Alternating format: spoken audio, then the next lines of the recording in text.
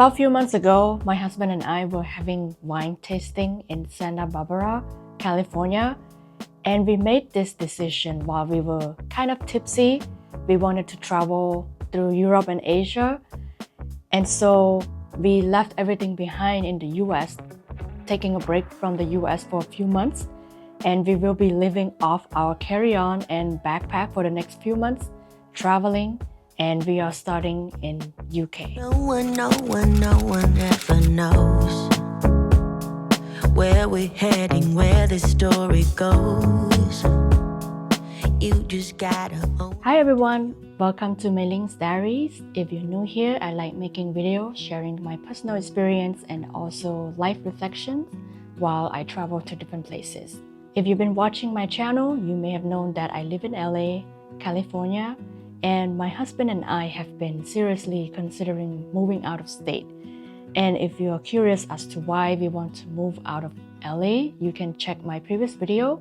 I'll put the link in the description below. But before we make any decision as to which state we want to move to, my husband and I decided that we wanted to see the world more before we get tied to another lease or maybe even a mortgage. So after months of planning, we are making it happen. We are traveling through Europe and Asia for the next few months, and we will be living off our carry-on and our backpack. While this journey sounds exciting, I know that there will be a lot of challenges that we have to go through, and I'm excited to share this journey with you guys.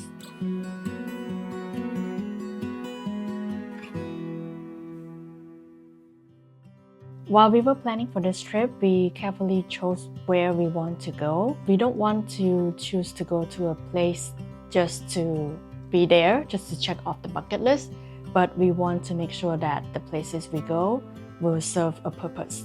UK is the only country that we had booked right now, and then now we want to go ahead and choose more countries and then think of like what we want to do and just, show you guys a little bit about how we plan our trip.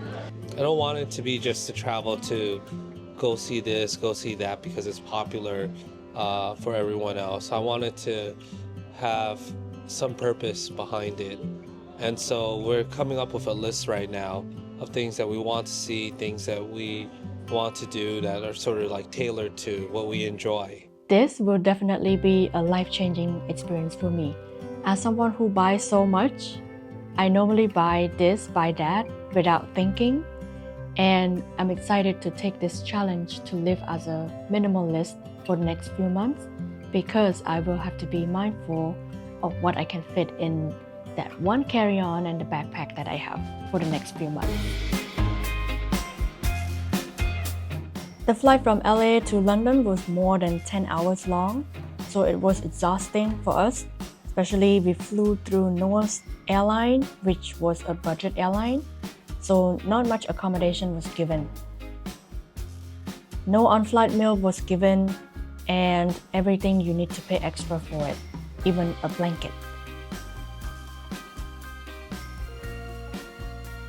After arriving in London, getting to a hotel was another challenge.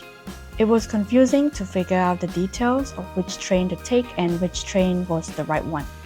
The whole trip to hotel was almost 2 hours, as we also got on one wrong train, and then the train we wanted was not running that day.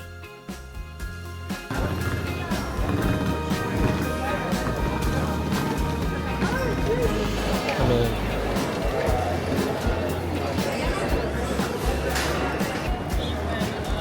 Welcome to Victoria Station.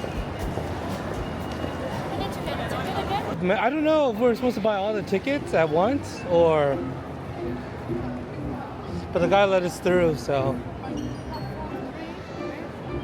Hey. Lost.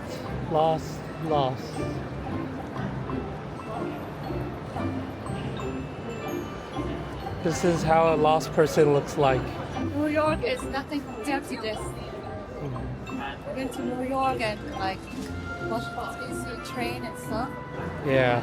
Yes, this is. We didn't. Yeah, this is like Penn Station in New York. It's huge.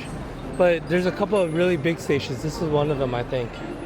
An interesting story was that when we realized we got on the wrong train, we tried to take the next stop immediately, but it turned out that the next stop was at Brixton. And honestly, it didn't feel safe back then when we were walking around the area, tried to take another train to go back to where we were. And we found out later on YouTube that Brixton is actually one of the most dangerous neighborhoods in London. And we were so glad that we found our way back. And even though it was chaotic, we made it to the hotel. And I was so happy because things could go really wrong while we get on the wrong train and things like that. So I was really happy. So we got to hotel, finally checked in to Comfort Inn close to Hyde Park. It's kind of hidden hotel with pretty tight space, but I'm glad that we made it.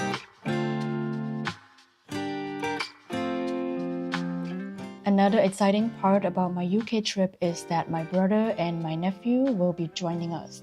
It's been almost 2 years since I last saw them, so it was definitely exciting even after a long time traveling. So 6. This is gonna be your room. Oh, it's the same bed. Oh, they told me it was queen and a double. Okay. It's so black. It's so clean. You have to, you put the card in? The window open.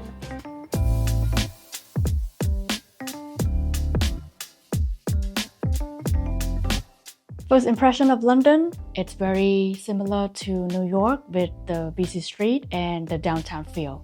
It's also very diverse. Around our hotel areas, there are a lot of food options, including Asian food. For the weather, it's very hot and humid for the first day, but I know that London does rain a lot, so I'm waiting to see for the next few days while we spend our time here, and I can't wait to explore more places.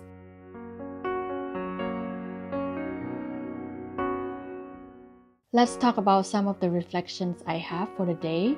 First, I really feel grateful that I have this opportunity to do this travel. Arriving in UK was definitely a dream come true. It was one of the countries that I've always wanted to see. Also, it's one of the countries that I used to apply to get scholarship back when I was in Cambodia, when I was trying to get out of the country, trying to learn more about the world. Of course, I got rejected, that's why I was not in UK, so it definitely feels like a dream come true, and I can't wait to go out and explore more of the UK for the next few days. Another reflection I have is that I really appreciate those who make travel videos for their full-time job. It's definitely really stressful trying to figure out a lot of things, a lot of details when you arrive at a new place. And imagine trying to pull out the camera and record every single detail and trying to share every single detail with the audience. It's very, very stressful and it's not an easy thing to do. So I really appreciate those who make all the travel videos and sharing information. And then I'm also grateful for the viewer that have been watching my videos. I know even though I'm still small, but I know that there are people that are following my story, watching my videos. I know I never really had a chance to say thank you, but I would like to say that I'm grateful that you are following along my journey, and definitely subscribe if you want to see more of this traveling journey. I know that it will be an exciting journey, but it will also be a challenging journey, and I'm excited to see how I grow out of this journey and share this with everyone.